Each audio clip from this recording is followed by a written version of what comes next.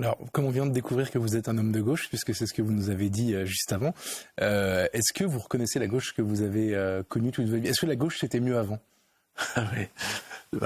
D'abord, je voudrais dire que là, quand on voit Mélenchon qui harangue la foule sur le thème j'y suis pour rien, mais non, c'est pas nous, etc. Il me fait penser à Robespierre qui regarde passer la charrette avec Danton. Et Danton lui dit « T'inquiète pas, bonhomme, ça sera ton tour ». Voilà. Et donc, souhaitons que le tour de Mélenchon soit prochain pour le bien commun de la France. Alors, votre question sur la gauche, je ne suis pas nostalgique. Et je dirais que nous vivons le champ du signe de la gauche historique, de la gauche à l'ancienne. Et je voudrais dire pourquoi. Elle était populaire et elle était messianique.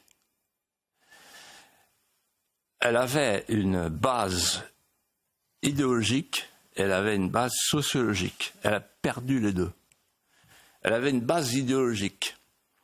Elle s'abreuvait à deux mythes, le grand soir et l'appropriation collective des moyens de production. Je me souviens très bien avoir parlé de ça avec François Mitterrand, qui disait non, parlons plus de ça. C'est en 80, le programme de Mitterrand, l'appropriation collective des moyens de production. Or, qu'est-ce qui s'est passé? Les deux mythes se sont effondrés. Le premier s'est fracassé contre le mur de Berlin.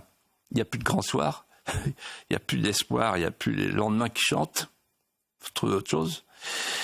Et l'appropriation collective des moyens de production, elle a été balayée par la mondialisation libérale à laquelle Mitterrand s'est mis à croire sous l'impulsion de Delors. Donc la base idéologique s'est évaporée, s'est effritée, s'est évanouie. Quant à la base sociologique, en fait, la gauche, elle a trahi deux promesses. Qu'étaient les promesses de la gauche? La promesse du social et la promesse de la laïcité. La promesse du social, elle a trahi les ouvriers.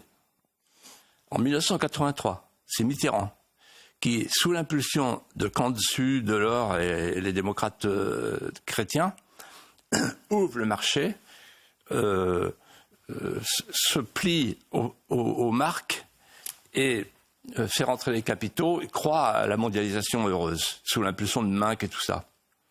Et à ce moment-là, qu'est-ce qui se passe? Il ne croit plus à l'industrie. C'est la désindustrialisation qui commence, les délocalisations. Et il met le cap sur une nouvelle clientèle. Les minorités et les cols blancs. C'est-à-dire les services. Tout le monde ne croit plus qu'aux services. Donc on passe du bleu de travail au col blanc. Et donc, c'est là qu'arrive la gauche caviar. Pour recueillir ce nouvel électorat, les cols blancs. Et la deuxième promesse, c'est la laïcité. Alors là, c'est encore plus flagrant, avec l'islamisation progressive, avec l'immigration invasive, avec aussi l'écologie de la décroissance qui tourne la société plutôt vers la consommation et l'importation que vers la production et le travail et les travailleurs. Et pour finir, la fabrique de l'homme de sable avec la GPA.